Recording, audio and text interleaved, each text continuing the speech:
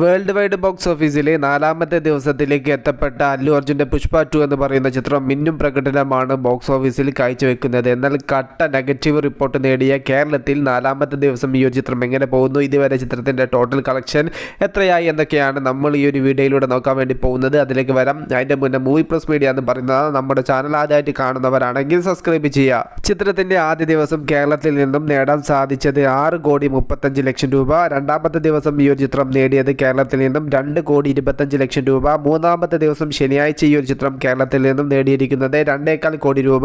അങ്ങനെ ചിത്രത്തിന്റെ ടോട്ടൽ 3 ദിവസത്തെ കളക്ഷൻ 10,75,00,000 രൂപ. ചിത്രത്തിന്റെ ആദ്യ ദിവസം കേരളത്തിൽ നിന്നും ഭീകരമായിട്ടുള്ള ഒരു കളക്ഷൻ ആണ് നേടാൻ വേണ്ടി സാധിച്ചിട്ടുള്ളത്.